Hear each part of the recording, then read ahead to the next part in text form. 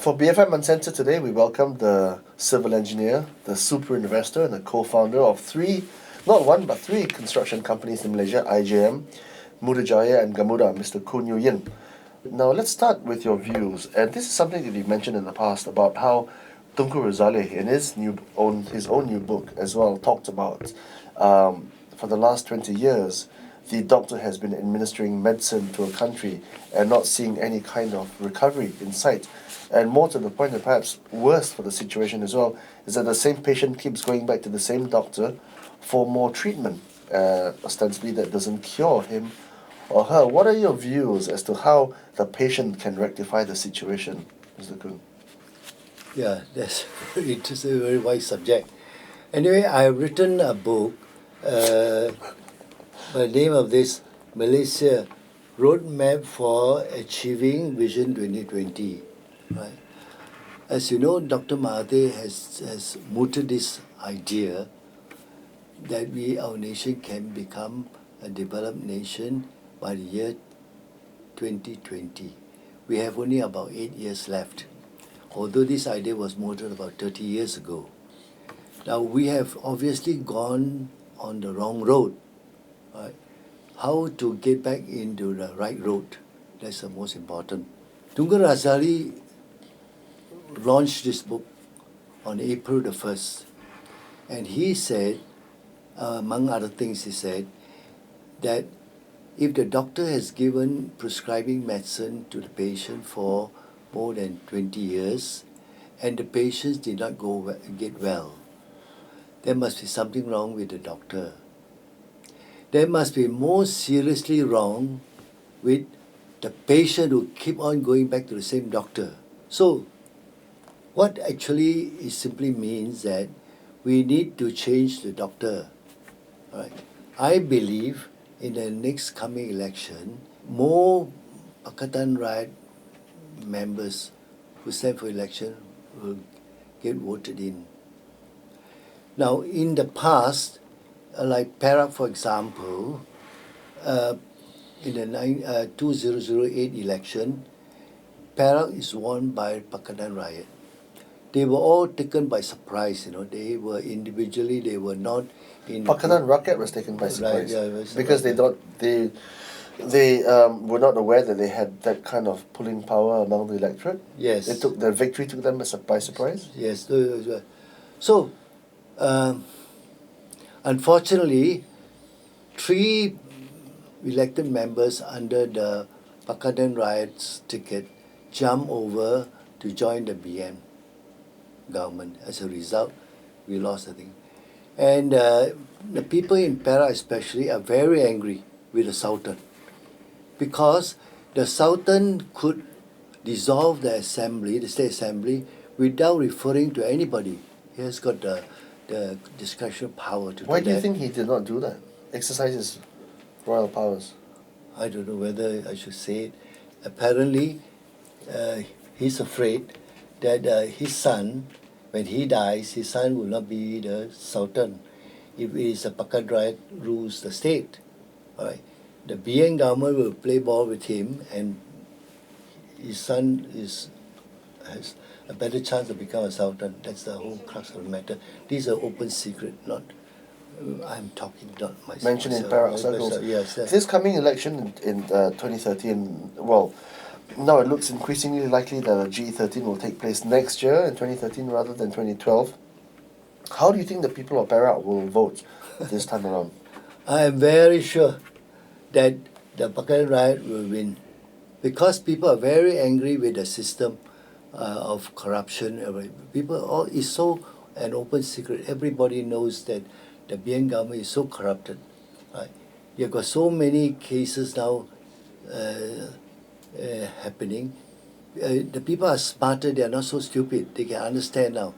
In fact, I work closer with the opposite party now, especially PAS. There are many qualified people who are, you'll be surprised, graduates all from PAS. Like in Perak now, you got the former MB, Niza, he's a qualified civil engineer. The Secretary General of the Pakatan Rakyat is Dr. Khairuddin. He's a gynecologist. You find that they all realize now the people are Malays especially, they're more educated, they know how to choose. Right? They know what is good for them. Right?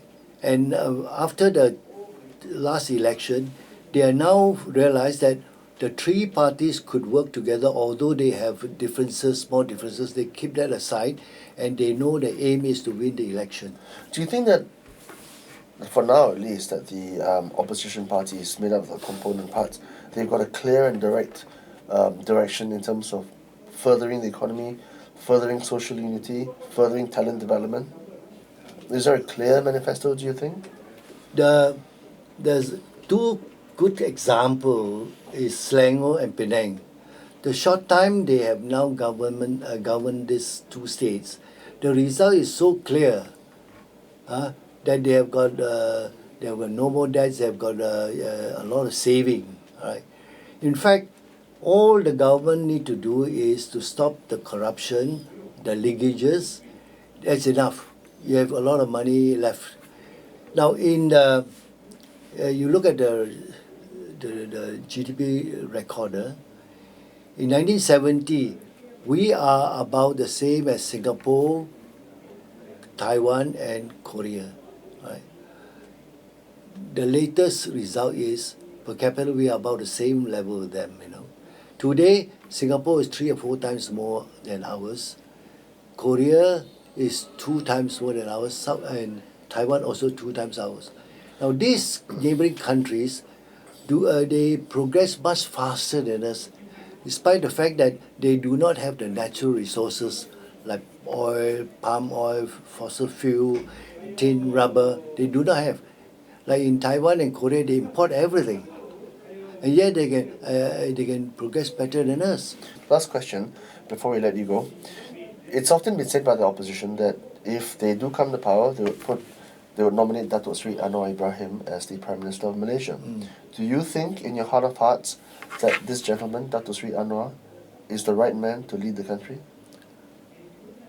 I think, in fact, the past president, Haji Awang, is it? Also, they want him to be the Prime Minister. But since 3 parties are involved in winning the election, now I think it is only fair the 3 parties, with all the elected members, like in China, everywhere, the members of parliament must elect the president, whether it's Anwar or Haji Awang. It must be a Malay, of course. I hope. Why must he be a Malay? That's what written in the constitution, I think. I'm not very sure, but it must be a Malay. Why But why not an Indian? Why the, not? the deputy can be a non-Malay. I would think Lim Kit Siang would stand a very good chance to be a Malay. Because you must bear in mind, like Lim Kit Siang, Lim Wan Ning, they went to jail for fighting their rights. Right? These are the people actually we should admire. For they don't, not even a dato, they don't even have that. They have nothing to gain, and they just plod along. And therein lies the connection with Nelson Mandela. But you haven't really answered the question. Do you think that Anwar Ibrahim is the right man to lead the country? Or do you think, as you suggest, that the leadership should be satisfied by a poll? I would think so, because Anwar stands a good chance, because you find that he is like a glue for all these 3 component parties. He gets around with everybody, right? And he's willing to stick his neck out and say the things. I would think that he deserves more. I think that to be a prime minister, I think so. That's my opinion. Koon Yew Yin, the civil engineer, super investor, as well as the co-founder of IGM, Gamuda and Mudajaya, thank you for being the BFM Uncensored. Thank you very much. Thank you.